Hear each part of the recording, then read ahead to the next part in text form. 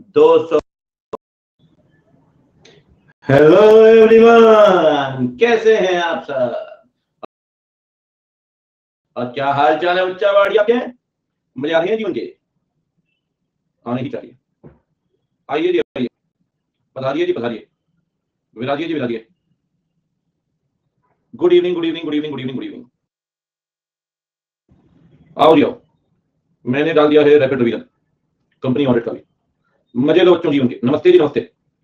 आओ जी आओ, अटक नहीं रहा है, मैंने किया था म्यूट। आओ जी आओ, आ जाओ बच्चों आ जाओ, सारे बच्चे आ जाओ, दौड़ दौड़ के आ जाओ। खुश रहो शकुनी, खुश रहो। सबको आशीर्वाद है, भरभर के आशीर्वाद है। आज बड़ा बिजी रहता है। ओह डामर डोला यहाँ भी आ गए, बहुत बढ़िया। चलिए बहुत बढ़िया, चलिए सही है, आनंद लीजिए जीवन का। ऑडिट रिव्यू कितने लोगों ने कर लिया? Company audit rapid revision 17 minute में कुछ ही लोग ने किया, कर लिया। चलो सही है। मैंने करवाया था, से थैंक्स टू नीरज भाई। नीरज ने ढूंढ ढांड के ठीक है मुझे वो ऑडियो दे दिया। चलिए इनकी शायरियां सुनिए, 2 मिनट बड़ी मुश्किल से याद दिलाए। अर्ज किया है टेक्स्ट को हिंदी में बोलते हैं कर, बाबा खूबसूरत है हमारे साथ। विक्की कौशल की वाइफ का नाम है कैटरीना। बाबा की क्यूटनेस ने मुश्किल कर दिया अर्जुन बजीना। ये एक और आदमी ज्वाइन कर लिया। शीशे पत्थर मारो फूट जाएगा, बाबा जी हंस दो आधा जहां बेहोश हो जाएगा। कम से कम इतने दिनों के बाद यथार्थ ने कोई रिजल्ट तो बनाई है, ये देख के अच्छा लगा। जैसे भी बनी है ये देख के अच्छा लगा, भाई ने रिजल्ट बनाई है। चलो जी आगे बढ़ते हैं। बहुत बढ़िया बच्चों, जीवन में और रखाई क्या है? सर वॉन के साथ ही क्या हो गया? शेन वॉन के साथ क्या हुआ? आरआईपी? क्या बात कर रहे हो? अरे नहीं यार, अभी कर लिया।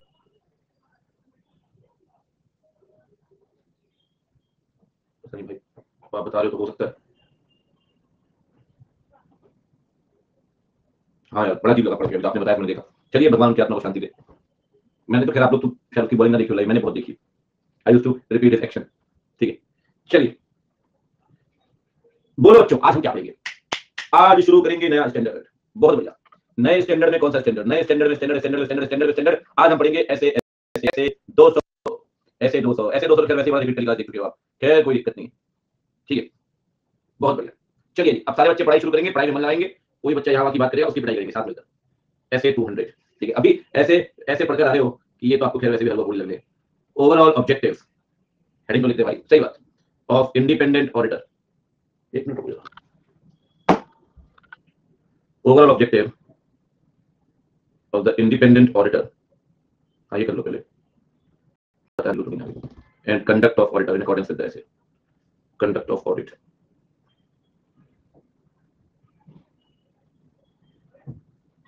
आपको भेज दो उसके साथ, पास में है आप, नागपुर बॉम्बे वैशाली। लेकिन आपको आईडी देने को वही मिली थी क्या पूरे संसार में? किसी भले मानुष को आईडी दे रही थी, रिस्पेक्ट बनी रहती संसार में। चलो खैर कोई दिक्कत नहीं है। देखो शुरू करते हैं सर, बात बात कुछ नहीं, अभी सिर्फ पढ़ाई मोड़ी हमने। ठीक है सबसे पहले डेफिनेशन ऑफ ऑडिट। माना का खिलौना चुरा लाया मैं। डेफिनेशन ऑफ ऑडिट सेम है, डेफिनेशन ऑफ ऑडिट सेम है। चलिए जल्दी जल्दी बताना बच्चों, ये मैं आपसे पहले कई बार कह चुका हूं, ऐसे 200 के अंदर ना काफी सारी चीजें कॉमन है, काफी सारी चीजें। ठीक है अब मेरी बात सुनो ध्यान से। ठीक है तो अगला पॉइंट क्या पढ़ना है सर? अगला पॉइंट है रिस्पांसिबिलिटीज ऑफ द मैनेजमेंट। अब आप मुझे बताएंगे सर मैनेजमेंट की रिस्पांसिबिलिटी क्या है? एक बात बताओ जल्दी जल्दी बोलना। फाइनेंशियल स्टेटमेंट को बनाना किसकी रिस्पांसिबिलिटी? एफआरएफ को मानना किसकी रिस्पांसिबिलिटी? सही बात। इंटरनल कंट्रोल को बनाना किसकी responsibility? Preparation of financial statement as per the FRF. ठीक है जी बहुत बढ़िया। Design and implementation of internal control system. और कोई अकाउंटिंग पॉलिसीज को बनाना, उसे इंप्लीमेंट करना किसकी जिम्मेदारी? जल्दी जल्दी बोलिए। अकाउंटिंग पॉलिसीज को बनाना, उसे कंसिस्टेंटली अप्लाई करना किसकी जिम्मेदारी? अकाउंटिंग रिकॉर्ड को मेंटेन करना, आपने जो लॉ के अंदर पढ़ा भी होगा कि 8 साल तक कंपनी अकाउंटिंग रिकॉर्ड को मेंटेन करती चलती है। ठीक है तो सिलेक्शन ऑफ अकाउंटिंग पॉलिसी किसकी जिम्मेदारी? सही है। अच्छा और बताओ जी, मेंटेनेंस ऑफ अकाउंटिंग रिकॉर्ड्स। ठीक है बच्चों बहुत बढ़िया। नो नो नो नो देखो बच्चों बिल्कुल शोर नहीं, बहुत प्यारी बातें कर रहे हैं हम, बहुत मस्त एकदम। ठीक है ऑब्जेक्टिव्स ऑफ, मैं आपके कमेंट वैसे भी पढ़ नहीं रहा हूं, फालतू के इग्नोर हो गया सारे। Objectives of auditor. सर एक बात बताइए, ऑडिटर के ऑब्जेक्टिव हैं, ऑडिट के क्या ऑब्जेक्टिव है? टू प्रोवाइड द ओपिनियन 700 के अंदर ही पढ़ा था, और ओपिनियन देने के लिए रीजनेबल एश्योरेंस ऑब्टेन करना है, क्या एफएसआर फ्री फ्रॉम एमएम। समझ रहे बच्चे? तो to obtain the reasonable assurance and to provide the opinion, दो ही बातें हैं, ठीक है। To obtain the reasonable assurance that FSR free from, पता है ना बच्चे, मटेरियल स्टेटमेंट, ठीक है। और दूसरा है to provide an opinion, to provide an opinion on the true and fair way of the financial statement, ठीक है। हाँ वो हमने 700 के अंदर पढ़ा था, ठीक है बच्चे, देखते जाना कभी, कोई दिक्कत नहीं। ऑडिट की डेफिनेशन, मैनेजमेंट की रिस्पांसिबिलिटी, ऑब्जेक्टिव ऑफ ऑडिटर, साथ में इनहेरेंट लिमिटेशन आपको पढ़ाई थी, वो भी 200 का ही पार्ट थी, काफी टाइम लगाया था सर इनहेरेंट लिमिटेशन में, बड़ी 2 पॉइंट थे बट टाइम काफी लगा था, आपको शायद याद हो। पॉइंट्स थे कई सारे सेम सर, पढ़ने के दोबारा पढ़ने की बात, समझ रहे बात, कोई सेंस नहीं है पढ़ने का, जिसमें 50 मिनट लगा चुके दोबारा डिस्कस भी हो गए, ठीक है। चलिए अब मुद्दे वाली बात, इस स्टैंडर्ड के अंदर कि ऑडिटर को कौन कौन सी रिक्वायरमेंट माननी पड़ेगी। Requirements to be complied by the auditor, ठीक है जी। इसके लिए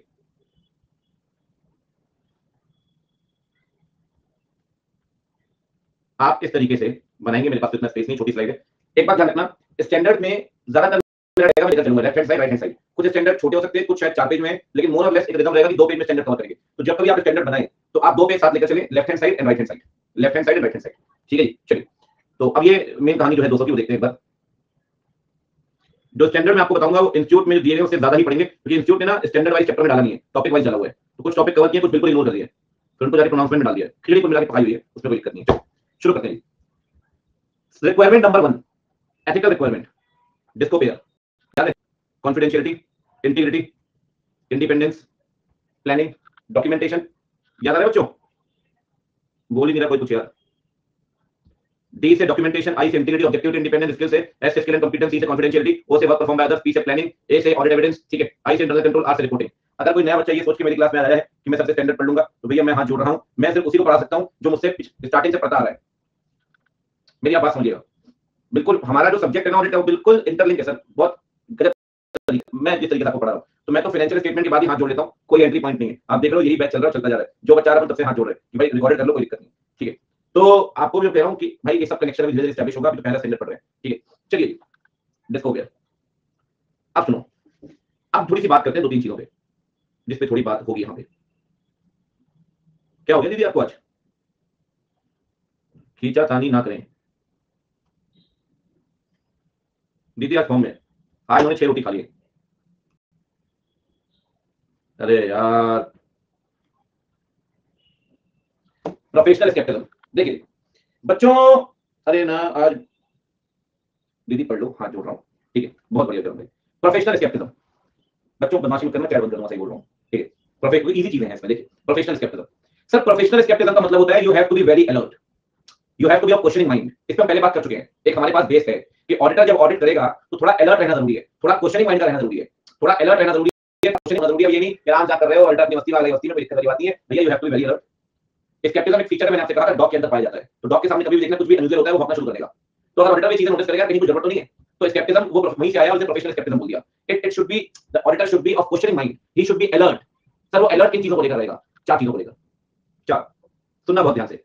you have to be alert with respect to contradictory evidences. Invoice में कुछ लिखा है और लेजर में कुछ, मैनेजमेंट कुछ बता रहा है और थर्ड पार्टी कुछ, सुन जाना।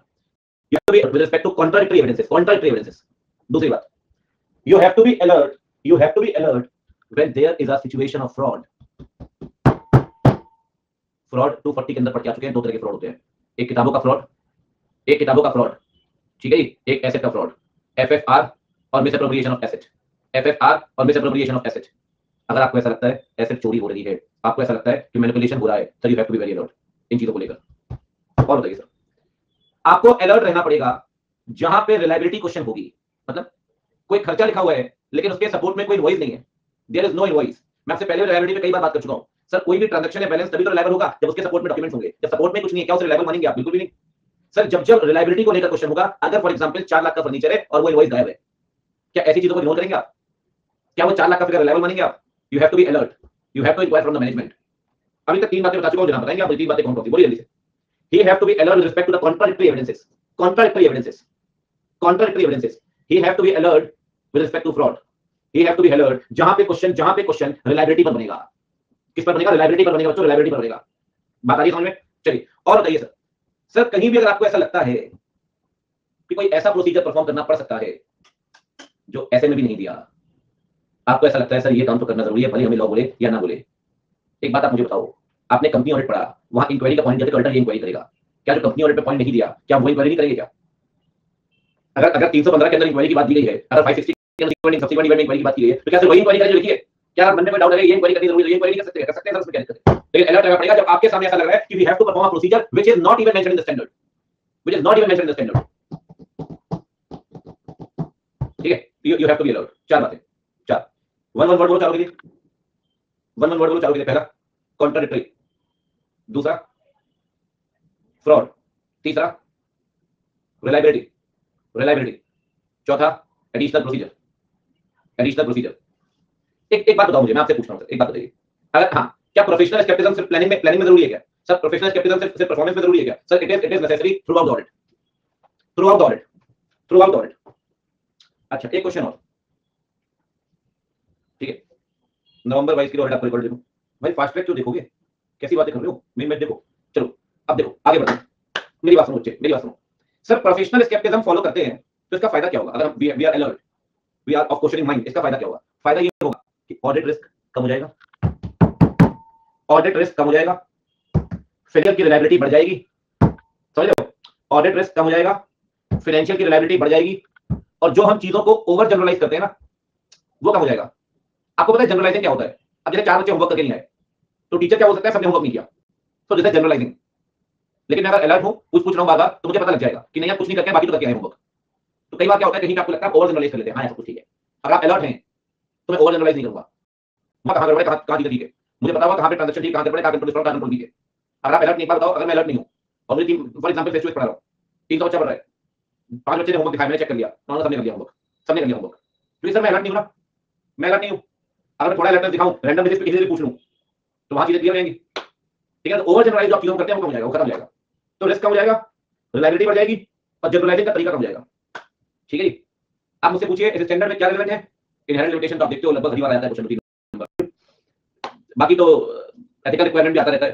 प्रोफेशनल स्केप्टिसिज्म स्पेसिफिकली जो आप नई बात यहां पढ़ रहे हैं डिटेल में, दिस इज इंपॉर्टेंट. ठीक है, for 3 mark question this is important कि अलर्ट प्रोफेशनल स्केप्टिसिज्म क्या है और किन चीजों को लेकर जरूरी है. 3-4 नंबर पूछ लेगा. और जो आजकल ट्रेंड बना रखा है, तो क्वेश्चन तो पढ़ेंगे सारे. ट्रेंड इंस्टीट्यूट जो एक से लेकर चल रहा है, एक से वो मतलब दिसंबर के अंदर लाइव हो जाता था कि भाई केस बना दी ऑर्डर है और ऐसा वैसा, वो सोच रहा है कि नहीं मुझे अलर्ट होना जरूरी नहीं है. बताइए क्या पूरी केस बना दी 3-4 लाइन की, क्या उसका अलर्ट होना जरूरी है? और हां तो चीजों को लेकर, और अलर्ट पता है उसके फायदे क्या, उसके लिए 4 नंबर. ठीक है, क्वेश्चन वही है, कंटेंट वही है, तरीका नया है. ठीक है, पूछ वही रहा है आपसे, कभी थ्योरेटिकल तो कभी सिचुएशन बना दी. और क्या क्वेश्चन वही, सोच नहीं. वाह, बात वही, सोच नहीं. घुमाता है पर घूमने का नहीं. सही बात. जैक भी है क्या, हॉबी की कमी है, ये सब याद चुका है. इसे हम समझ निकल करेंगे थोड़ी देर में. ठीक है बच्चों. नहीं नहीं, ये देखो प्रोफेशनल स्केप्टिसिज्म, सुनो सुनो. An attitude low low low low that involves questioning mind.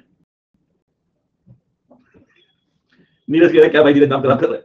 एक बच्चा आता है, 2-3 बच्चों ने मुझे बताया, उसका नाम है एम कुमार. मैंने कहा भाई पूरा नाम लेकर मुकेश. कह रहा है सर इतने मुकेश है क्लास में कि डांट किसी को पड़ती है बुरा मुझे लगता है, बड़ा कंफ्यूजन रहता है. मैंने अपना नाम मुकेश एम कुमार कर दिया. ठीक है ठीक है ठीक है, मैं ओरिजिनल फर्स्ट क्लास. हाँ हाँ देखिए, तो attitude that involve questioning mind of the auditor, it means he should be alert. अरे बस करो. He should be alert to the condition indicating. ठीक है, बताइए 3 चीजें कौन कौन सी है बताइए. Condition indicating contradictory evidences, contradictory evidences, contradictory evidences. दूसरा बताओ जी, बोलिए. Condition indicating fraud, condition questioning reliability. ये बताओ फिर प्रोफेशनल स्केप्टिसिज्म सिर्फ प्लानिंग में परफॉर्म करेंगे, परफॉर्मेंस में परफॉर्म करेंगे? Auditor should be alert throughout the audit. It means professional skepticism should be applied in all the stages of audit. In all the stages of audit. ठीक है बच्चों, अगला एक बात बताओ यार, प्रोफेशनल क्या हो सकता है जी? एक पॉइंट तो रही है इसमें, एक पॉइंट कौन सा बताया था जी मैंने आपको? हाँ सही बात, circumstances that suggest procedures in addition to those provided in essay. ठीक है भाई, अच्छा ये बताइए आप मुझे, हाँ रिस्क कम रिलायबिलिटी ज्यादा, सही बात, बाय मेंटेनिंग प्रोफेशनल स्केप्टिज्म। एक चीज आपको और बताई थी मैंने, ओवर जनरलाइज करना कम हो जाएगा, ठीक है, professional skepticism, there will be reduction of risk. By maintaining professional skepticism there will be reduction of risk. किस चीज का रिस्क? पहली बात तो मैंने आपको बताया, ऑफ ओवर जनरलाइजिंग, इसी में लिख देते हैं ना, over generalizing when drawing conclusions. Sir और कौन सा रिस्क कम कर सकते हैं बताइए भाई? देखो एक बात ध्यान रखिए, अगर आप अलर्ट होंगे ना तो अनयूजुअल सर्कमस्टेंसेस नहीं पकड़ पाएंगे। अगर आप अलर्ट नहीं होंगे तो आप अनयूजुअल सर्कमस्टेंसेस नहीं पकड़ पाएंगे। You can not cover, you can not detect unusual circumstances. मैं एक बात बताओ, अगर आप उसी तरीके से ऑडिट कर रहे हो आराम से कैजुअल तरीके से, क्या चेंजिंग सिचुएशन में आपके प्रोसीजर इफेक्टिव होंगे? क्या नॉन रिकरिंग ट्रांजैक्शन को आप पकड़ पाएंगे अगर आप अलर्ट नहीं है तो? नहीं। तो जो रिस्क क्रिएट कर सकता है वो तो कम कर दिया ना आपने, जो रिस्क क्रिएट कर सकता है वो तो आपने कम कर दिया ना यार। तो आप कह सकते हैं you have reduced the risk, ठीक है, you have reduced the risk of overlooking unusual circumstances। एक बात बताओ, सही बात, जब हम कंप्लायंस प्रोसीजर परफॉर्म करते हैं, ये बात तो कई बार पढ़ चुके हैं, या वैसे भी सब्सटेंटिव की रूपरेखा तय होती है। सर अगर आप अलर्ट नहीं हो तो सब्सटेंटिव की रूपरेखा गलत तय हो सकती है। क्या पता जिस डेटा से पूछना था उससे नहीं किसी और से पूछा, क्या पता 31 मार्च को ट्रांजैक्शन चेक करने थे वो साल खत्म होने के बाद चेक किए, क्या पता जहां सैंपलिंग कम करनी थी वहां ज्यादा कर दी, क्या पता जहां पे ज्यादा सही कम कर दी। समझ लो मेरी बात। सर प्रोफेशनल स्केप्टिज्म परफॉर्म करते वक्त कहीं ना कहीं जो गलत असम्पशन फॉर्म कर सकते थे आप सब्सटेंटिव की रूपरेखा तय करते वक्त, जो गलत असम्पशन फॉर्म कर सकते थे आप सब्सटेंटिव की रूपरेखा फॉर्म करते वक्त, वो गलत असम्पशन फॉर्म करने का रिस्क क्या हो जाएगा? कम। वो रिस्क क्या हो जाएगा? कम। You will not form inappropriate assumptions, ठीक है ना, क्योंकि आप अलर्ट हो sir. You will reduce the risk of using inappropriate assumptions while deciding the NTE of substantive procedure। ठीक है जी, अब आप पढ़िए स्टार्टिंग सेंटेंस को। आई विल शेयर NTE, मेरे ऊपर फूल माला चढ़ा दो। नेचर टाइमिंग एंड एक्सटेंट, पानी लेके आ रहा हूं मैं जल अपने लिए, आप इसे रीड कीजिए, ये बिना जल के नहीं जाएगा डाउन नीचे। मुझको मन की शक्ति दे, मन विजय करे, दूसरों की जय खुद की जय करे।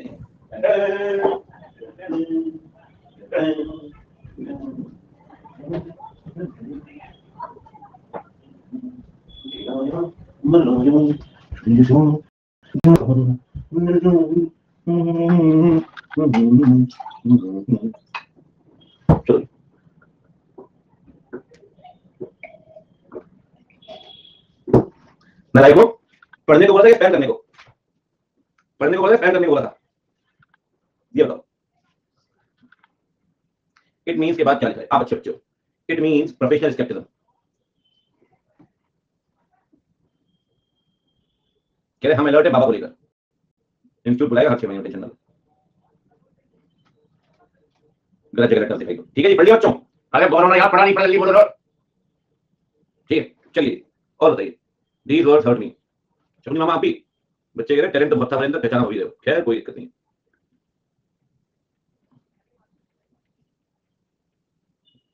देखो भाई ईमानदारी वाली बात, सबने रीड कर लिया इसे?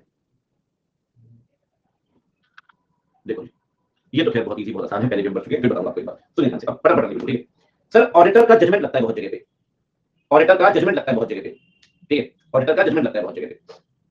जैसे कि सब्सटेंटिव की रूपरेखा क्या होगी ये ऑडिटर तय करेगा, भाई किस थर्ड पार्टी से कब और कैसे पूछना है, या कौन सा प्रोसीजर, कितनी सैंपलिंग कम ज्यादा करनी है, ऑडिटर तय करेगा। मटेरियलिटी लेवल क्या होगा, ऑडिटर तय करेगा। पूरी बात सुनना भी, मटेरियलिटी लेवल क्या होगा, ऑडिटर तय करेगा। रिस्क कितना है और कैसा है, ऑडिटर तय करेगा। कब कौन सा एविडेंस सफिशिएंट है और कौन सा एप्रोप्रिएट, ऑडिटर तय करेगा। कब कौन सा एप्रोप्रिएट, ऑडिटर तय करेगा। और एक बात बताऊं आपको, सुनना, जब मैनेजमेंट का जजमेंट चेक करोगे तो आपका जजमेंट भी लगेगा। जब एग्जामिनर आपकी कॉपी चेक करता है तो गाइडेंस जजमेंट तो उसका भी इन्वॉल्व है उसमें, तभी तो आपको नंबर देता है 5 में से 4 3 2 1 0 जैसा भी है सर। जब जब आप मैनेजमेंट के वर्क को चेक करोगे जजमेंट तो आपका भी लगेगा। अगर आप चेक कर रहे हो अकाउंटिंग पॉलिसी एप्रोप्रिएट है या नहीं, तो आपका भी जजमेंट लग रहा है। अगर आप चेक कर रहे हो अकाउंटिंग एस्टीमेट रीजनेबल है या नहीं, जजमेंट तो आपका भी लग रहा है जनाब। जहां जहां मैनेजमेंट का जजमेंट चेक होगा वहां ऑडिटर का भी जजमेंट इन्वॉल्व होगा। बिना अपना जजमेंट लगाए दूसरे का जजमेंट सही है कैसे माप सकते हो आप? समझ लो 5 बातें। 5 सबसे पहली बात बताइए। हाँ, सब्सटेंटिव की रूपरेखा ऑडिटर तय करेगा। मटेरियलिटी ज्यादा होगी या कम ऑडिटर तय करेगा। रिस्क का असेसमेंट ऑडिटर तय करेगा। सही बात है। और एविडेंस सफिशिएंट है एप्रोप्रिएट ऑडिटर तय करेगा। मैनेजमेंट का जजमेंट सही है या नहीं वहां पे आपका जजमेंट खुद करेगा। 5 बहुत बढ़िया, बहुत ही बढ़िया। बताइए फिर से एक बात बच्चों, आज बोल दो, अपने ऊपर से लगा कलम हटा दो कि आप एक पढ़ने वाले बच्चे नहीं हो। जल्दी जल्दी बोलो। पहला बोल दो ना, बताइए पागल हो गया। With respect to materiality of an item. और बताइए विद रिस्पेक्ट टू एंटिटी और सब्सटेंटिव टू, सही कमेंट है। सब्सटेंटिव की रूपरेखा, एग्जाम में रूपरेखा मत लिखाना वरना ऐसा रूप देगा वो किसी लिखा के लायक नहीं बचोगे आप। और बताइए जल्दी बताओ। Risk assessment. और बताइए ऐसे सफिशिएंसी एंड एप्रोप्रिएटनेस, सही कमेंट है। सफिशिएंसी। और एक पॉइंट और था, जब मैनेजमेंट का जजमेंट चेक करोगे तब तब आपका अपना खुद का जजमेंट भी लगेगा। With respect to appropriateness of judgment of the management.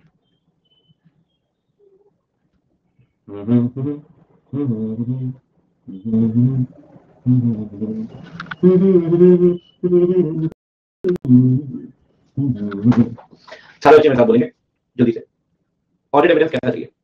सिर्फ सफिशिएंट या सिर्फ एप्रोप्रिएट या दोनों? दोनों। सफिशिएंट वर्ड का मतलब क्या है, किससे रिलेट करता है? और appropriate, sufficient and appropriate audit evidence. तो ये बताओ जनाब, ऑडिट रिस्क को जीरो कर सकते हैं क्या? Audit risk can not be reduced to zero. आहो बहुत क्यों जीरो नहीं कर सकते? Due to inherent limitations. लेकिन क्या ऐसे ही छोड़ दें? ना एप्रोप्रिएटली लो लेवल तक कम करो। ठीक है ठीक है ठीक ठीक ठीक ठीक ठीक ठीक ठीक ठीक ठीक ठीक। चलो कह रहा लैग कर रहा है, मटेरियल डाल ले अपने लैपटॉप पे, कोई दिक्कत नहीं है, माध्यम में भेज देता हूं। देखिए कंप्लायंस ऑफ एसेट हम लैटर लेनी है, माचिस अगरबत्ती लाते हैं, कुछ और नहीं, आगे बढ़ते हैं। सर एक बात ध्यान रखिए, ऑडिटर की जिम्मेदारी है कि वो हर स्टैंडर्ड का पालन करेगा, करना ही होगा। अच्छा, हर स्टैंडर्ड का अपना ऑब्जेक्टिव होता है। इस स्टैंडर्ड का भी था to obtain reasonable assurance to provide opinion. हर स्टैंडर्ड का अपना ऑब्जेक्टिव होता है, ऑब्जेक्टिव को अचीव करना है आपको। अगर ऐसे का ऑब्जेक्टिव पूरा हो जाए तो कोई दिक्कत नहीं है, अगर ऐसे का ऑब्जेक्टिव पूरा ना हो तो या तो निकल सको तो निकल लो, विड्रॉ कर जाओ, अन्यथा रुक गए तो मॉडिफाई कर दो। जैसे फॉर एग्जांपल ऐसे 500 में लिखा है, इसका ऑब्जेक्टिव है सफिशिएंट एप्रोप्रिएट एविडेंस लेने का, अगर एविडेंस ना मिले तो या तो निकल लो या रिपोर्ट को मॉडिफाई कर दो, जो ठीक लगे वो कर दो, कोई दिक्कत नहीं। चावाड़ी जो ठीक लगे वो कर दो, भाग सको तो भाग लो, हर जगह स्टैंडर्ड बोलेगा। मैंने पास पहला स्टैंडर्ड पढ़ रहे हो, दूसरा स्टैंडर्ड पढ़ रहे थे कि भाग सको तो भाग लो, यहां भी पढ़ रहे हो भाग सको तो भाग लो, आगे पढ़ेंगे भाग सको तो भाग लो, ऐसी कोई दिक्कत वाली बात नहीं है, समस्या तो है ही नहीं और टेंशन तो लेनी नहीं। ठीक है बच्चों, चलो आगे बढ़ेंगे। बोलो हम क्या पढ़ेंगे? कुछ नहीं पढ़ेंगे सर, यहां पे लिख देते हैं जल्दी जल्दी। वो ऑडिटर शुड, आपको पता है कौन सी क्लास है? सुबह की 7वीं क्लास हुई। ऑडिटर शुड कंप्लाई, फ्राइडे सबसे ज्यादा क्लास होती है, ठीक है। Should comply with the relevant, कह रहा है पैसे पैसा। हाँ बस ये देखो, आप मेहनत मत देख लेना सालों की। ठीक है आगे बढ़ते हैं। Auditor should comply with relevant ऐसे। अरे बच्चा पार्टी, ऐसे तो मानना ही है, ठीक है। Audit should achieve objective of ऐसे, और जो ऐसे का ऑब्जेक्टिव पूरा नहीं हुआ तब इफ नॉट। सबसे पहले मैंने पढ़ाया 8:30 से 10:30 फेस टू फेस। अभी वो एक सर बड़े अजीज हैं, उन्होंने कहा सर फाउंडेशन का एक बैच पढ़ा, तो हफ्ते में 2 दिन पढ़ा देता हूँ। इंटर चालू करेंगे, अभी इच्छा नहीं है कि फिर लॉन्ग टर्म कमिटमेंट हो जाता है उसमें। देखते हैं विड्रॉ कर देंगे, आज के दिन कल कर देंगे उतना प्लान से। ठीक चलिए देखते हैं। ठीक है बच्चों, चलिए बेटा 2 घंटे ऊपर लड्डू बड़े खा लो है, खत्म कैसे दोस्तों? हाँ है, हाँ है, हाँ है, हाँ ला ला ला ला ला ला ला ला ला ला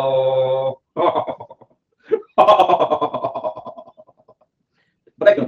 इसमें आप ये तो पढ़ चुके थे, ये भी पढ़ चुके थे, ये भाई को भी पढ़ चुके थे, तीन तीन बड़ी चीजें वैसे ही पढ़ चुके थे। कहने के लिए सुनो, कहने के लिए अगर इन तीनों को यहाँ पढ़ते तो लगता है इसमें 2.5 लेक्चर, लेकिन हम पहले इतना टाइम लगा चुके हैं। तो लड्डू मेरे खाओ और क्या खत्म हो गया। हाँ आगे बढ़े, मतलब 2 10 पढ़ेंगे। हाँ पक्का आर यू श्योर? अरे भाई कैसी बात कर रहा है, ठीक है। माउंटेन ड्यू का छुट्टी, बड़े क्रिकेट से वहीं कर लो। चलिए जी, बच्चे कह रहे मजे आ रहे जीवन के। नहीं ऐसे बोल के बड़ा समझा गया मैं, 530 नहीं 200 दूंगा, चलो खैर कोई दिक्कत नहीं। ऐसे 210 देखो सुनो, ऐसे 210 किसको लेकर है सर? एग्रीइंग बच्चे धीरे धीरे बड़े अजीब किस्म के बिहेवियर कर रहे हैं, मेरे लिए बहुत जरूरी है बैच को समय पे बताना,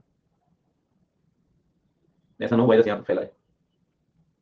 नहीं अब ऐसा है, क्वेश्चन आंसर अब इस संडे रखना था लेकिन शेड्यूल करने भूल गया, आज आ रहा है शाम में, कल तो छुट्टी होगी, कल मंडे ट्यूसडे को रात में रख लेंगे 10:30 बजे, तीनों स्टैंडर्ड का, फिर हफ्ते हफ्ते रखते रहेंगे 3-4 स्टैंडर्ड का, क्योंकि एक स्टैंडर्ड पढ़ने में कितना टाइम लगता है 10 मिनट, कम से कम 30-40 मिनट डिस्कशन तो हो एक बार में, ठीक है।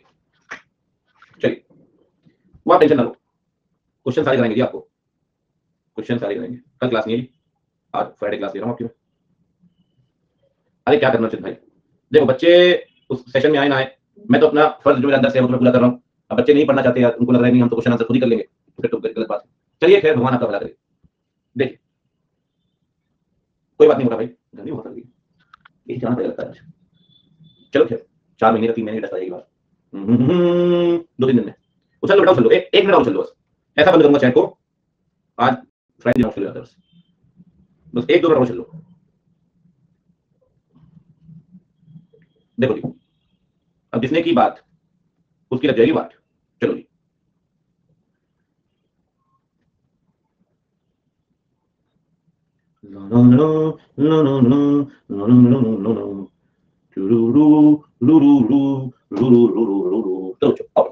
शांति बना के सारे बच्चे बिल्कुल इसे बंद करके बंद रखूंगा। सबसे पहले आपको पहली पार्ट मिली है इनिशियल ऑडिट एंगेजमेंट,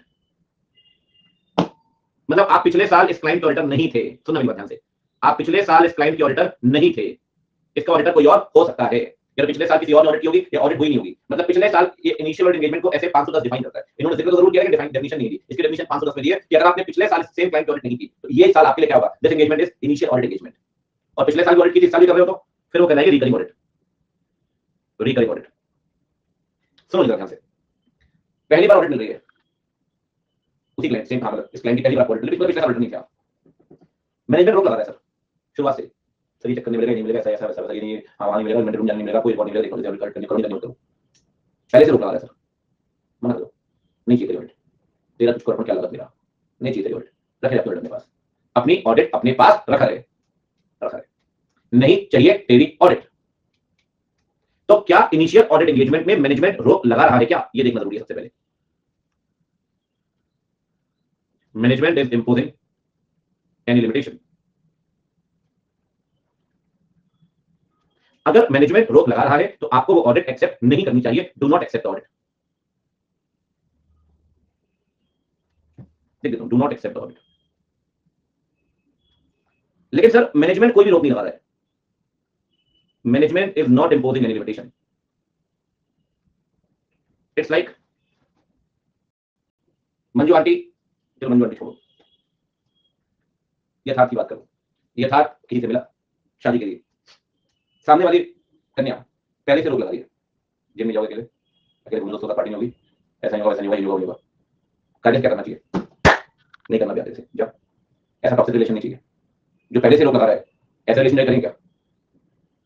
लेकिन यथार्थ किसी से मिलने गया, शी वाज लाइक मुझे कोई प्रॉब्लम नहीं है, आप जो भी करो, there should be some space, you know I am very sensible, so in fact no one is sensible, I am telling you, right, but people used to say that they are sensible but they are not sensible, so people who are sensible they need not to disclose, they need to tell that they are sensible, their behavior reflect their sensibility, but people used to say that they are sensible but no one is sensible, at least in relation to this particular aspect, possessiveness, never mind।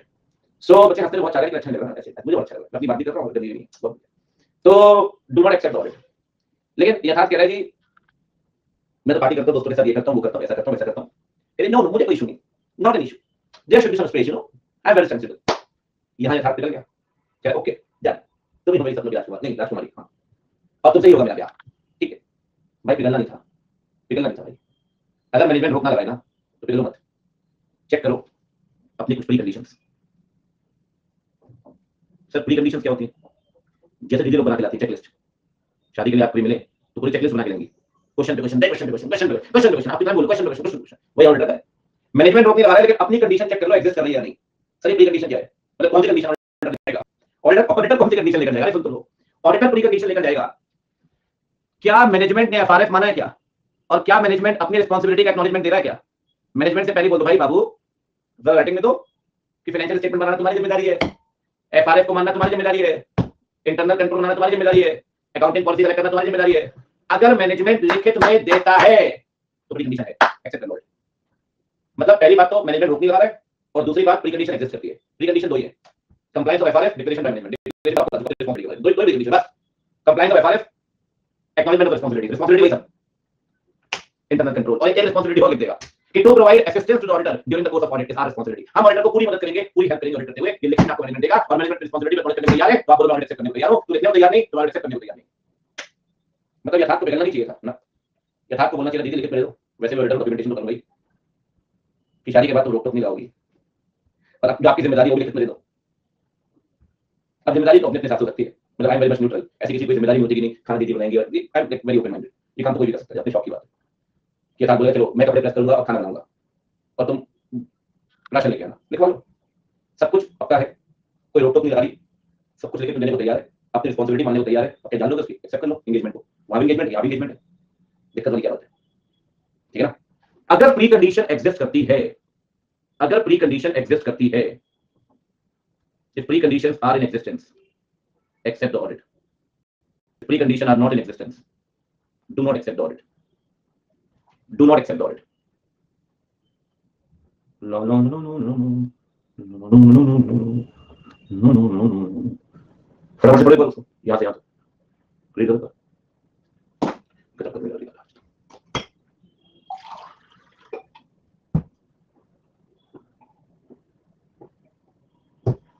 आप तो शायर हो गए, हम शायर बने, आप जो हो गए, खैर ये भी ठीक है, मजे आने चाहिए जीवन के किसी भी। चलिए एक बात बताइए, हाँ बच्चे पूछो, प्री कंडीशन का मतलब क्या? लिख देते बेटा, कोई दिक्कत नहीं, आप बोलो सही, लिख दो सब प्री कंडीशन, अभी लिख देते बेटा, बताओ क्या प्री कंडीशन है? दो ही तो प्री कंडीशन है, एक तो कंप्लायंस ऑफ एफआरएफ और दूसरा मैनेजमेंट रिस्पांसिबिलिटी को एक्नॉलेज करेगा। कंप्लायंस या preparation of financial statement as per the compliance of FRF, preparation of financial statement बोलो भाई एज पर द एफआरएफ, ठीक है। दूसरा बताओ, एक्नॉलेजमेंट बाय मैनेजमेंट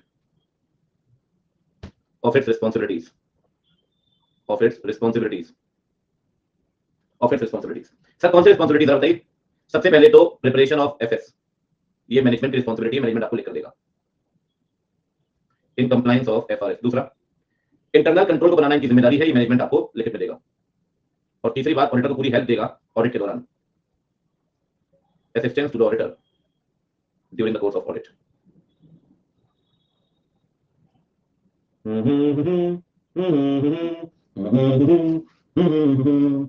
कैसा लगा बच्चों?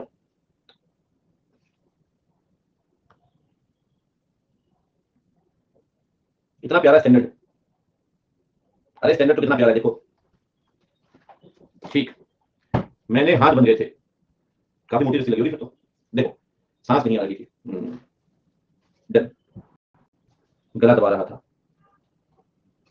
आगे बढ़ते हैं, चलो जी, शादी कब हुई भाई? अभी की, पारिवारिक माहौल, सही बात है। ऐसा क्यों करते हो, क्या खुशी मिलती है सबके हाथ बांधकर? फटाफट देगा कितना मुझे रखा था, चलो खैर कोई बात नहीं, आज फिर बंद कर सकता हूँ अगली बार। आगे बढ़ते हैं, रिकरिंग ऑडिट, रिकरिंग ऑडिट देखो जी, अब पूरी बात अच्छे से ध्यान से सुनेंगे, कहीं कोई दिक्कत वाली बात नहीं है, पटा नहीं बोलेंगे, बहुत बातें हम समझने और सीखने वाले हैं यहाँ पे, बिल्कुल शांति बनाए रखें। सर जब ऑडिट आप एक्सेप्ट करते हैं ना, सुनिए प्लीज, जब आप ऑडिट एक्सेप्ट करते हैं तो आप एंगेजमेंट लेटर देते हैं, जब आप ऑडिट को एक्सेप्ट करते हो तो आप एंगेजमेंट लेटर देते हो। क्या देते हो बच्चे? Engagement letter. Engagement letter auditor ही देता है। और भाई आपने ऑडिटर का अपॉइंट किया, जैसे आपने कंप्यूटर के अंदर पढ़ा है कि आपने ऑडिटर का अपॉइंट किया और ऑडिटर को इंटीमेट करके you have been appointed as auditor. Auditor को आपने सुन लो, ऑडिटर को आपने अपॉइंट कर लिया, आपने बता दिया आपको ऑडिटर अपॉइंट कर लिया गया है। फॉर एग्जांपल ये एंटिटी है, ये ऑडिटर है, सबसे पहले ये अपॉइंट करेंगे ऑडिटर को, अपॉइंट करने के बाद इंटीमेट करेंगे इसको, देखिए अपॉइंटेड, फिर ऑडिटर क्या करेगा, इनको देगा letter of engagement. Letter of engagement, चुप रहना, बिल्कुल नहीं बोल रहा हूं, ठीक है सर। लेटर ऑफ एंगेजमेंट में कई सारी चीजें होती हैं, जैसे कि क्लाइंट का नाम, ऑडिटर की फर्म का नाम, ये बेसिक जानकारी है। ऑडिट का ऑब्जेक्टिव क्या है, स्कोप क्या है, मैनेजमेंट की रिस्पांसिबिलिटी क्या है, ऑडिटर की रिस्पांसिबिलिटी क्या है, एफआरएस कौन सा है, और ऑडिटर रिपोर्टिंग की रिस्पांसिबिलिटी कौन सी है, कारो लगा नहीं लगा, कंपनी अकाउंट पॉलिसी लगा नहीं लगा, ये सब आपको पांच छह चीज, मतलब मैं आपको मेजर मेजर पांच छह बातें। Objective of audit, scope of audit, management की रिस्पांसिबिलिटी बताएगा ऑडिटर की, ये काम आपने करना है, ऑडिटर अपनी रिस्पांसिबिलिटी बताएगा, एफआरएस कौन सा लग रहा है आपके ऊपर, शेड्यूल 3 लग रहा है, क्या लग रहा है, और रिपोर्टिंग के कौन से नियम और कायदे आपके ऊपर लग रहे हैं वो बताएगा। मेजर छह बातें, मेजर छह बातें। मैं आपको एक छोटा सा एंगेजमेंट लेटर बना के देता हूं, मतलब वो कंप्लीट नहीं है, लेकिन अगर जो बहुत ही रेयर और रेयर चांसेस में सकता है इंस्टीट्यूट आपसे पूछ ले 4 नंबर में एंगेजमेंट लेटर बनाओ, पूछ ले, तो एंगेजमेंट लेटर एक शॉर्ट एंगेजमेंट लेटर बनाता हूं, ठीक है, मैं आपको बना के दे रहा हूं, ठीक है। तो एंगेजमेंट लेटर कैसा बनता है आपको आइडिया लग जाएगा, एंगेजमेंट लेटर होता कैसा है, लेकिन वो कंप्लीट नहीं है, कोई कंप्लीट एग्जॉस्टिव बनता है, फिर उसमें कोई जरूरत भी नहीं है, अगर समझने के लिए काफी है। और इन केस कभी एग्जाम में क्वेश्चन आ गया तो 3-4 नंबर क्वेश्चन बने, वो आप प्रैक्टिस कर सकते हो, कोई दिक्कत नहीं है, मतलब जितना मैं आपको लिखवा रहा हूं वो आप लिख के जाओगे, आपको पूरे मिल जाएंगे, ठीक है। देखिए कंटेंट ऑफ एंगेजमेंट लेटर, थोड़ा सा आपको आइडिया दे देता हूं पहले। सबसे पहले लिखोगे, ठीक है, डेट, फॉर एग्जांपल 15 सितंबर 2022, और एंगेजमेंट लेटर जाएगा मैनेजमेंट की जरूरी है ना, मतलब लिख सकते हैं टू द एग्जीक्यूटिव डायरेक्टर, जो भी है मैनेजिंग डायरेक्टर या सीएफओ जो भी है, Reliance Industries Limited, Reliance Industries Limited, ठीक है। किस लिए दे रहे हो, क्या है, this is engagement letter. Actually मैं आपको बताऊं क्या, एंगेजमेंट लेटर ना एक तरह का एक्सेप्टेंस लेटर होता है कि जी आपने हमें अपॉइंट किया और हमने आपकी ऑडिट को एक्सेप्ट कर लिया, कि जी आपने हमें अपॉइंट किया, हमने बताया, हमने एक्सेप्ट कर लिया, this is letter of engagement, engagement letter, ठीक है, ऑडिट कंफर्म करते हैं आप। तो इसमें आप पता है क्या बोलते हैं, इसमें आप बोलते हैं जी कि ये जानकर बड़ा हर्ष हुआ आपके लेटर के माध्यम से कि आपने हमें अपना स्टेट ऑडिटर अपॉइंट किया है 2020-21 के फाइनेंशियल ईयर के लिए, और ये भी हमें बताते हुए हर्ष हो रहा है कि हमने आपको ऑडिट कर लिया है और हम फाइनेंशियल स्टेटमेंट चेक करेंगे और जो ऑब्जेक्टिव है ऑब्जेक्टिव पूरे करेंगे और ऑडिट होगी स्टैंडर्ड्स के हिसाब से। बस दो पैराग्राफ, ठीक है। पहले आप बताओ कि आपने हमें बोला कि आप हमें ऑडिटर अपॉइंट कर दिया आपने, ठीक है। दूसरे में आप बोलो कि we are pleased to inform that we have accepted your audit, हम इस बात को कंफर्म कर रहे हैं कि हमने आपकी ऑडिट एक्सेप्ट कर ली है, हमने आपकी ऑडिट एक्सेप्ट कर ली है, ठीक है। कैसे बताओ, देखो कैसे लिखोगे, एक ही कलर में लिखना है, मैं आपको बता रहा हूं। डियर सर, ठीक है, you have requested vide your letter number this and this, vide your, जो भी लेटर नंबर होगा, जो भी उसकी डेट होगी, कभी आपको पता हो जब आप कोई प्रॉपर रिप्लाई देते हैं मेल का भी या कभी किसी नोटिस का भी, तो उसमें डेट जो पहला आया होता है, जो उसका नंबर होता है, उसको जरूर लिखते हैं आप, ठीक है। We shall audit the balance sheet of RIL for the year ended, कौन सा ईयर एंडेड है भाई, 31 March 2021, and related profit and loss account for the, बिल्कुल, for the year ended on that date. ये तो आपने उनका रेफरेंस दे दिया कि जी आपने हमें बोला कि हम आपकी ऑडिट करें। अब आप एक्सेप्टेंस दोगे कि आपको सूचित करते हुए हर्ष हो रहा है कि हम आपकी ऑडिट को एक्सेप्ट कर रहे हैं, ठीक है। आई एम ग्लैड, चलो अच्छी बात है, ग्लैड शब्द का प्रयोग नहीं करेंगे, प्लीज। वी आर, वो तो यथार्थ करता, we are please to confirm our acceptance, हाँ ये लिंक्डइन का फेवरेट वर्ड है, we are please to confirm our acceptance, our understanding, ठीक है, of the engagement, of the engagement, ठीक है। हमें ये सूचित करते हुए हर्ष हो रहा है कि हम आपकी ऑडिट को एक्सेप्ट कर रहे हैं, और कहीं ना कहीं, ठीक है, हम आपकी ऑडिट एक्सेप्ट कर रहे हैं इस लेटर के माध्यम से, and the audit will be conducted, इसको आपने ऑब्जेक्टिव बता दिया ना ऑडिट का, विल बी कंडक्टेड, बताओ जी क्या ऑब्जेक्टिव ऑडिट का, विद द ऑब्जेक्टिव, फ्रॉड को पकड़ना ऑब्जेक्टिव है क्या, with the objective of expressing an opinion on the financial statement. ये एक एंगेजमेंट लेटर मैंने आपको बना दिया, नीचे तो अपना बेसिक लिख दिया आपने, थैंकिंग यू योर फेथफुली या योर सिंसियरली, जैसा भी आपको लिखना है, ठीक है। मेरे पास तो खैर स्पेस नहीं है, चलिए, for AO and associates Ankit Oberoi partner, ठीक है। कह रहे जब वो हमें अपॉइंट करा, हमसे पूछा क्या अपॉइंट करने से पहले, कुछ भी बताएंगे ना कि हमारी हमारी हमारी एक्सेप्टेंस है इसको लेकर, ठीक है। अब उसके लिए एक्सेप्टेंस आप दोगे क्योंकि एक तरीका है ऑडिट का, और इसमें आप स्कोप बताएंगे क्योंकि अभी तक तो स्कोप फिक्स हुआ नहीं है ना। आप बताओगे ना, कल को मैनेजमेंट बोलेगा कि हमने तो फ्रॉड पकड़ने के लिए लाया था आपको, ऐसे कैसे मान ले, आप बताओगे फ्रॉड पकड़ने के लिए नहीं आया हूं मैं, आ रहा हूं लेकिन फ्रॉड पकड़ने के लिए नहीं आ रहा हूं मैं, आ रहा हूं ओपिनियन देने के लिए। और अभी तो मैंने शॉर्ट में बनाया, इसमें ना मैनेजमेंट की रिस्पांसिबिलिटी ले देते हो कि ये काम आपके है, मुझसे उम्मीद ना करें, फाइनेंशियल स्टेटमेंट बनाने का काम आपका है, मुझसे उम्मीद ना करें मैं फाइनेंशियल बनाऊंगा, आपकी हेल्प को फाइनेंशियल बनाने में, कंट्रोल बनाने का काम आपका है, ठीक है। ऐसे लिखते हैं फॉर्म साइन कर रहा हूं ना, मैं ऑडिटर तो फॉर्म है, मैं फॉर्म के बिहाफ पर साइन कर रहा हूं, ठीक है। यहाँ ऑब्जेक्टिव होगा, स्कोप होगा, मैनेजमेंट की रिस्पांसिबिलिटी होगी, ऑडिटर की रिस्पांसिबिलिटी होगी, एफआरएस क्या है होगा, मैंने बहुत शॉर्ट में लिखा है। जो ब्लू वाला देख रहे हो, इस ब्लू वाले में और चीजें आ जाएंगी कि ऑडिटर का स्कोप क्या है, क्या क्या चीजें आप चेक करेंगे, फिर आ जाएगा मैनेजमेंट का, ये काम है, लिस्ट बना दी मैनेजमेंट की, फिर अपनी लिस्ट बना दी कि हमने ये काम करना है, हमने ऑडिट करनी है ऐसे के हिसाब से, फिर बता दिया जी इस पे जी एफआरएस लगेगा, schedule 3 of the company act और ये लगेगा, फिर बता दिया जी इस पे कारण लगेगा और कंपनी लगेगा और स्टैंडर्ड्स लगेंगे। ये 5 चीजें आपने बता दी। You have requested vide letter number कि हम आपकी ऑडिट करें, ठीक है जी। अब एक बात ध्यान रखिए बच्चों, क्या एक बात बताना मुझे, आप 5 साल से, बहुत बढ़िया भाई शिल्पा बहन, आप 5 साल से या पिछले 3 साल से या पिछले 2 साल से या 4 साल से एक ही कंपनी की ऑडिट कर रहे हैं?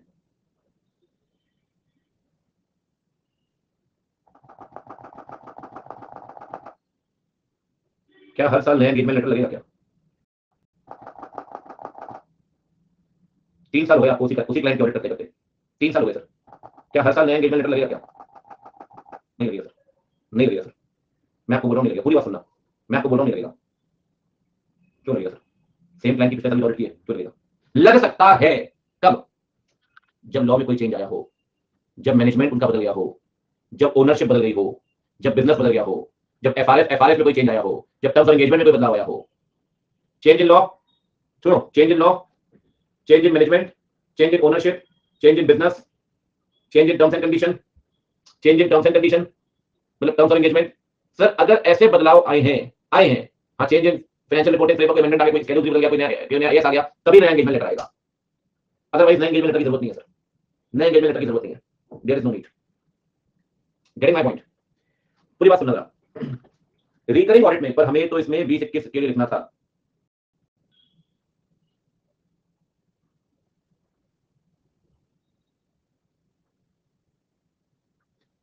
मैं ये कह रहा हूं आपको, आपने 20-21 में पॉइंट किया आपको 5 साल के लिए, क्या 22-23 में नया एंगेजमेंट लेटर लगेगा? क्या 23-24 में? मैं ये समझा रहा हूं आपको। चलिए देखिए, सॉरी बाबा जी ओ और मुझे डाल सुनिए, देखो नालायक कहीं का, देखो रिकरिंग ऑडिट जो मैं बोल रहा हूं, अब आप लोग क्या मुझे कोई दिक्कत नहीं भाई साहब, अब मैं बता रहा हूं स्पष्ट बात, मैं यहाँ पर 31 मार्च कोर्स, मुझे कोई दिक्कत नहीं है, मुझे मिलेगा एक्स्ट्रा बनाने के पैसे, आई बात समझ में, लेकिन आप वो बात समझ नहीं रहे हो जो आपको समझा रहा हूं शुरुआत से 8 बजे से, वो आप मेरी बात समझने को तैयार नहीं हो यार, मैं आपके भले के लिए बोल रहा हूं मेरे बच्चे, आप नहीं समझ रहे बात को, बार बार मस्ती कर रहे हो, मुझे आप टीचर को इंटरप्ट कर रहा पढ़ाने में, या तो मैं पढ़ाऊं मैं, हम अगर 5-5, 10-10, 15-15 मिनट खराब करेंगे तो हर 3-4 लेक्चर में लेक्चर खराब हो जाएगा, और अगर इसे बचा लेते हैं तो हर 4 लेक्चर में लेक्चर मिल जाएगा।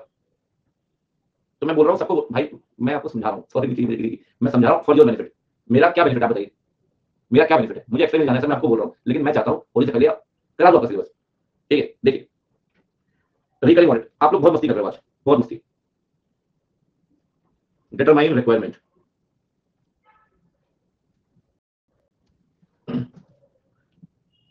सर आप ये देखिए सबसे पहले कि क्या मैनेजमेंट में बदलाव आया, क्या लॉ में बदलाव आया, क्या ओनरशिप में बदलाव आया, क्या टर्म्स ऑफ एंगेजमेंट में बदलाव आया, क्या एफआरएस में बदलाव आया, क्या बिजनेस ऑपरेशन में बदलाव आया? अगर आया तो नया एंगेजमेंट लेटर दो, अन्यथा मत दो, अगर आया तो दो, अन्यथा मत दो, सिंपल सी बात है जी।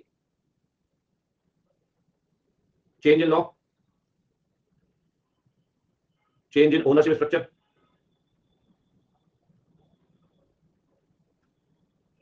Change in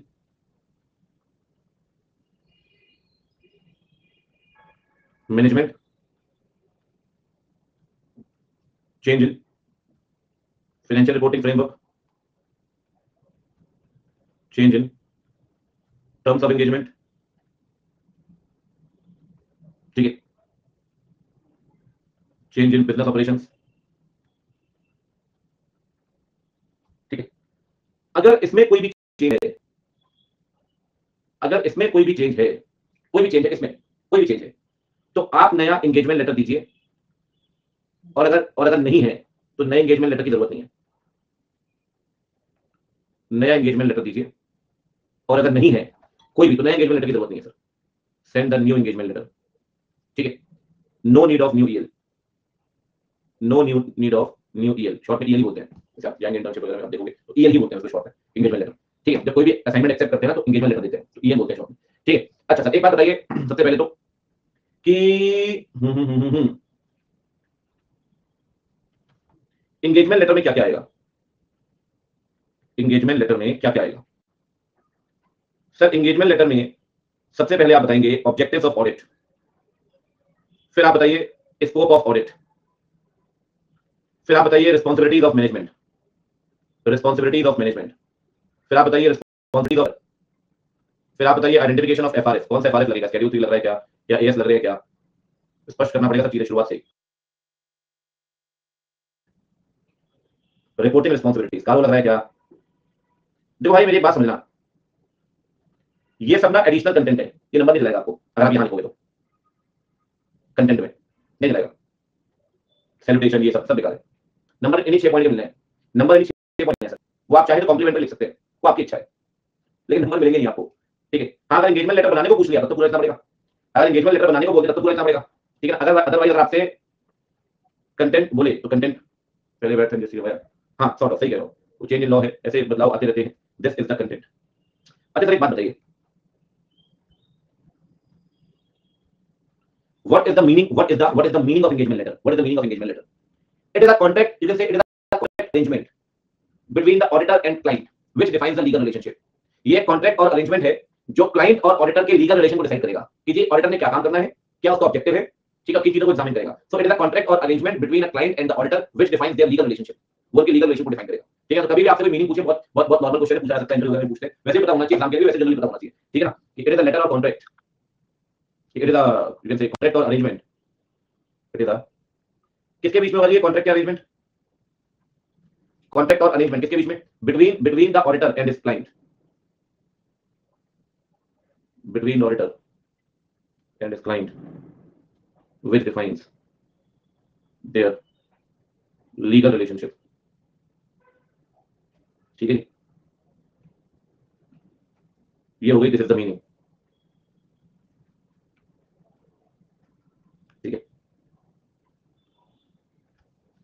done.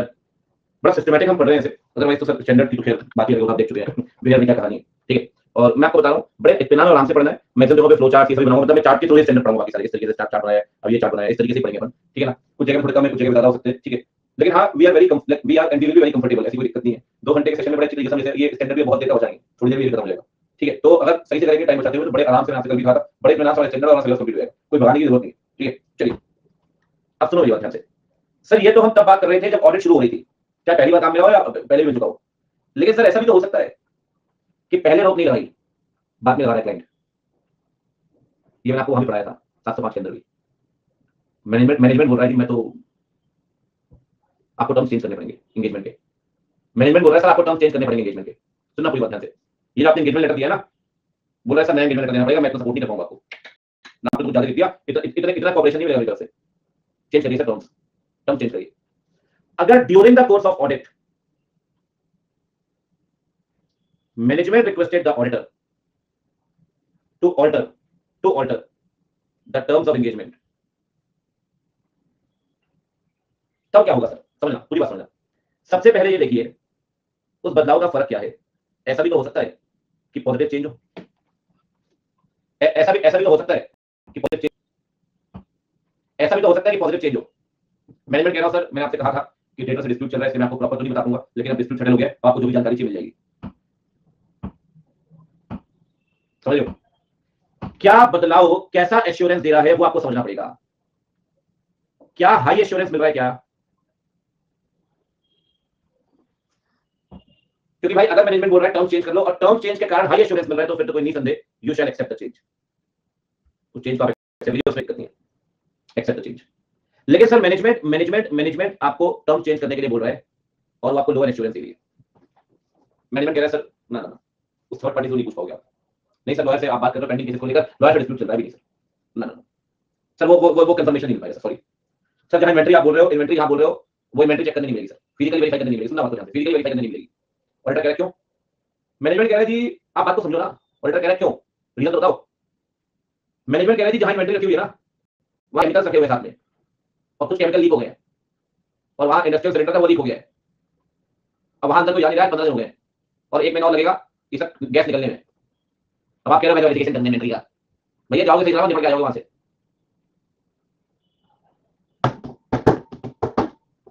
एक बात है यार, मैनेजमेंट रोक जरूर लगा रहा है, लोअर एश्योरेंस जरूर मिल रहा है, लेकिन रीजन जस्टिफाइड है, लेकिन रीजन जस्टिफाइड है। मैनेजमेंट गलत नहीं है सर अपनी जगह, मैनेजमेंट गलत नहीं है अपनी जगह। Check whether it is reasonable. Check करिए क्या मैनेजमेंट का रोक लगाना रीजनेबल है क्या, है क्या? अगर मैनेजमेंट का रोक लगाना नॉन रीजनेबल है बिना बात के, आपने क्यों ना पूछा इट्स माय चॉइस, कह रहा इट्स माय चॉइस, आपने कहा अच्छा, आपने कहा अच्छा इट्स योर चॉइस, आप कह रहे मैं भी आपका चेंज एक्सेप्ट नहीं करूंगा, कह रहे क्यों, आपने कहा इट्स माय चॉइस, कह रहे एक मिनट रुक जा, अभी वेपन निकाल ले। Do not accept the change. निकल सको निकल लो, और अगर नहीं निकल सकते तो मॉडिफाई कर दो, और निकल लो तो टीसीडब्ल्यू जी को बता दो कि भाई आप क्यों निकले हो, तो रीजंस। भाग जाने पहली फुर्सत में निकल। अच्छा एक बात बताओ, मैनेजमेंट जो रोक लगा रहा है कि नहीं ऐसा नहीं, वो आपको रीजनेबल लग रही है, रीजनेबल तो फिर कोई दिक्कत नहीं है, अगर रीजनेबल है accept the change, accept the change, accept the change. ऐसा कब होता है कि हम ऑडिट को विड्रॉ नहीं कर सकते हैं, जब आपकी रिस्पॉन्सिबिलिटीज होती है सर, क्योंकि एक लॉ नहीं है ना, और लिस्टेड कंपनी के अंदर सेबी की रिस्पॉन्सिबिलिटीज है, सेबी के भी अपने नियम कायदे हैं। Then go with the flow. अब एक काम करो, ये यहां से पढ़ो, यहां तक पढ़ दो,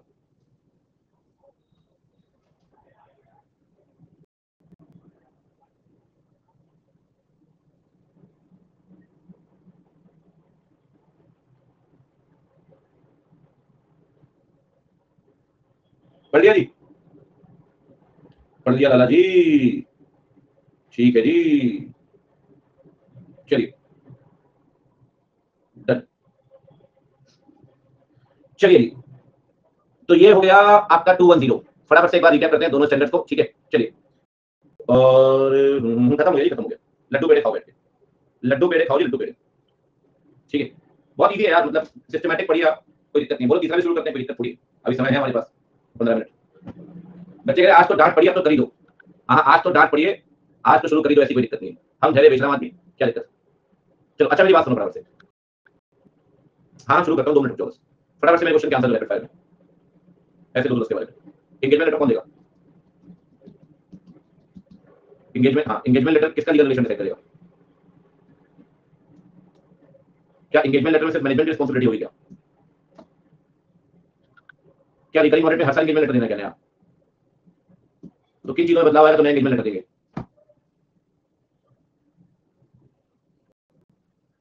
ठीक, अच्छा और सुनो, और सुनो सर एक बात बताइए कि जहां तक एंगेजमेंट लेटर की बात है, हम ऑडिट एक्सेप्ट करने की बात है, तो ऑडिट एक्सेप्ट जब करेंगे इनिशियल ऑडिट में, सबसे पहले क्या देखेंगे? सबसे पहले सर्वप्रथम काम कि क्या मैनेजमेंट ने रोक लगाई है क्या?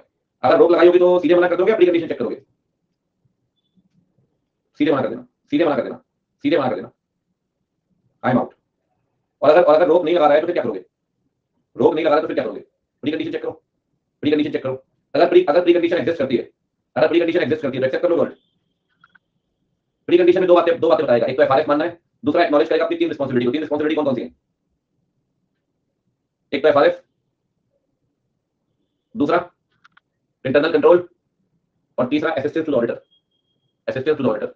अच्छा एक बात बताओ, अगर ऑडिट के दौरान रोक लगा रहा है, ऑडिट के दौरान रोक लगा रहा है, ऑडिट के दौरान, ठीक है, तो रोक चलो पहले टर्म्स ऑफ एंगेजमेंट चेंज करने को बोल रहा है, तो सीमा कर दे, एश्योरेंस देंगे कि हायर एश्योरेंस दे रहा है, लो एश्योरेंस दे रहा है। अगर हायर एश्योरेंस दे रहा है तो एक्सेप्ट करेंगे, मना कर देंगे? अच्छा लोअर एश्योरेंस देगा तो सीधे मना कर दोगे या रीजनेबिलिटी चेक करोगे? तो फिर मना कब करोगे, जब रीजनेबल होगा या अनरीजनेबल होगा? अनरीजनेबल होगा, ठीक है। चलिए थोड़ा सा इंट्रोडक्शन आपको दूंगा मैं, 10 मिनट अभी 220 का इंट्रोडक्शन दूंगा, ठीक है, कुछ ऐसा हार्ड एंड फास्ट नहीं पढ़ेंगे, पर देखिए भाई ऐसा है कि मैंने बहुत कुछ कम नहीं पढ़ा है, बस चीजों को प्रॉपर सिस्टमैटिक अरेंज करके पढ़ा हुआ है स्टैंडर्ड्स को, ठीक है, तो टेंशन ना बिल्कुल भी। क्वेश्चन पढ़ेंगे, मैं सोच रहा हूं या तो देखूंगा मैं, ये तो इस बार नहीं हो तो मैं रिकॉर्ड करके अपने यूट्यूब चैनल में डाल दूंगा, या तो तीनों के क्वेश्चंस, ठीक है, लाइव ही। चलो देखता हूं, चलो देखता हूं, ठीक है, लाइव जितने बोल रहे हो कोई नहीं आता लाइव में, चलो देखते हैं, ठीक है। सर ऐसे 220 जो है ये क्वालिटी कंट्रोल को लेकर है, quality control for audit of financial statement, for audit of financial statements. क्या होता है बच्चे समझना, होता क्या समझना बस। क्वालिटी कंट्रोल का स्टैंडर्ड नहीं है, एसक्यूसी नहीं है यार, ये स्टैंडर्ड ये क्वालिटी कंट्रोल का। एसक्यूसी अलग चीज है भाई, उसकी संख्या थी 1 से 99 तक, वो एसक्यूसी सही ऐसे है, इसका नाम क्वालिटी कंट्रोल है। देखो समझा देता हूं, ये है एंटिटी, ये है ऑडिटर, ठीक है सर। ऑडिटर, ऑडिटर के साथ उसके असिस्टेंट भी होते हैं, उसके आर्टिकल भी होते हैं। तो ऑडिट तो दोनों ही करते हैं ना यार, ऑडिट तो दोनों ही करते हैं, इन्वॉल्वमेंट दोनों का ही है। सर जब ये ऑडिट करेंगे, when they are conducting the audit of the financial statement, तो इस ऑडिट में क्वालिटी कंट्रोल होनी चाहिए। सर सिर्फ ऑडिट करने से नहीं होता ना यार, ऑडिट में प्रॉपर क्वालिटी होनी चाहिए। इस क्वालिटी को मेंटेन, सुनना, इस क्वालिटी को मेंटेन करने के लिए कई सारी चीजें आगे पढ़ेंगे अगली क्लास में, कि डायरेक्शन होना चाहिए, सुपरविजन होना चाहिए, ढंग के लोग रखो, ठीक है ना, आपके ऑडिटर के अंदर लीडरशिप रिस्पांसिबिलिटी होनी चाहिए, काम की मॉनिटरिंग करवाओ, सुपरविजन हो, ये सारी चीजें पढ़ेंगे हम आगे अगली क्लास में। ये सारी क्वालिटी कंट्रोल की प्रैक्टिसेस होती है। There should be proper human resource, you should act like a leader, you should resolve the issue, there must be proper monitoring, there must be proper supervision, ये सारी चीजें होती है क्वालिटी कंट्रोल के लिए। वो हम अभी नहीं पढ़ रहे हैं, हम बेसिक पढ़ रहे हैं, ठीक है ना। क्वालिटी कंट्रोल होना, ये जो ऑडिटर होगा ना, ऑडिटर, सुनना, ऑडिटर भाई या तो ये प्रोप्राइटर होगा या पार्टनर होगा फर्म का, इसे हम बोलेंगे he is known as engagement partner. Define है पूरा शब्द, ईपी, एंगेजमेंट पार्टनर। क्या बोलेंगे बच्चे, एंगेजमेंट पार्टनर, एंगेजमेंट पार्टनर। और एंगेजमेंट पार्टनर और आर्टिकल मिलकर, एंगेजमेंट पार्टनर और आर्टिकल मिलकर ये बनाएंगे एंगेजमेंट टीम, ये बनाएंगे एंगेजमेंट टीम, ये बनाएंगे एंगेजमेंट टीम। जो पार्टनर या प्रोप्राइटर है, जो मेंबर ऑफ आईसीएआई है, जो प्रैक्टिसिंग मेंबर है, उसे बोलते हैं एंगेजमेंट पार्टनर। और जो उसके साथ जो उसके आर्टिकल असिस्टेंट होते हैं, उसे बोलते हैं एंगेजमेंट टीम, एंगेजमेंट टीम, ठीक है जी। एक बात ध्यान रखिए हमेशा, क्वालिटी कंट्रोल को इंप्लीमेंट करने की जिम्मेदारी, पूरी बात समझना, क्वालिटी कंट्रोल को मेंटेन करने की जिम्मेदारी पूरी ईपी की है। अगर क्वालिटी कंट्रोल मेंटेन नहीं हुआ, मैं पहले भी कह चुका हूं, आर्टिकल साइड से निकल जाएगा। Excuse me, investigative authority, excuse me, मुझे बाहर जाना प्लीज, क्लास है मेरी, साइड प्लीज। सारी जिम्मेदारी एंगेजमेंट पार्टनर की है। Engagement partner shall ensure the proper quality control in audit,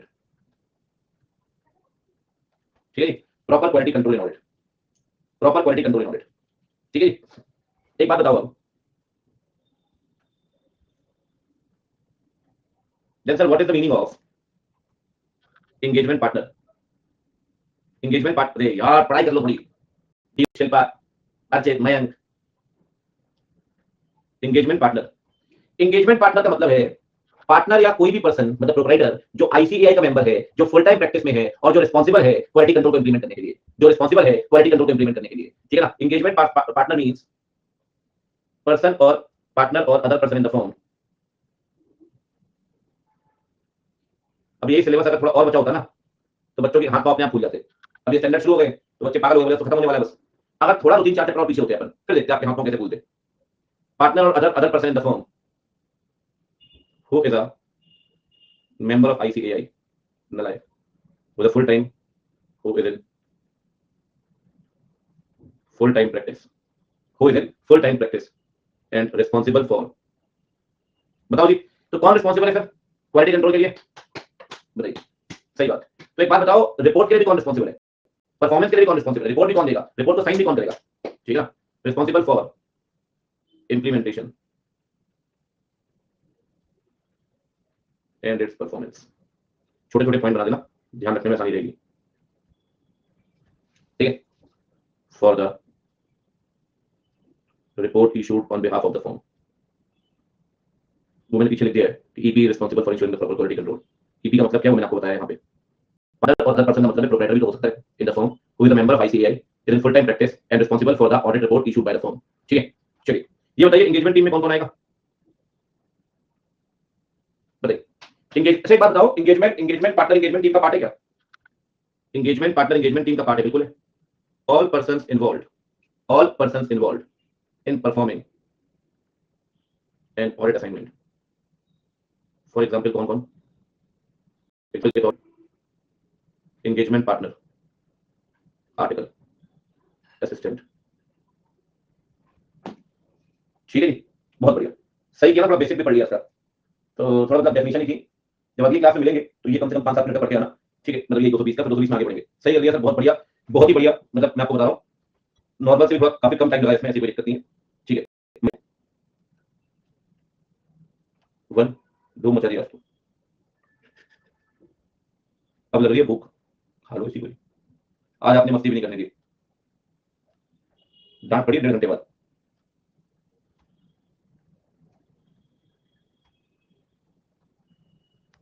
शीघ्र ही मुलाकात होगी। Bye bye. Saturday Sunday test हो सकता है, बता दूंगा। संडे होगा मोस्ट प्रोबेबली, देख लेते हैं कल हो सकता है, शाम में देखते हैं, बता दूंगा। टेस्ट हुआ तो वही फ्रॉड और कौन सा बाकी है यार, प्लानिंग प्रोग्राम और फ्रॉड का दोनों मिला के, फिर सैम्पलिंग और एआरपी का 2 टेस्ट है। एक प्लानिंग प्रोग्राम प्लस फ्रॉड और फिर 520 और 530। चलो देखते हैं, बताता हूँ।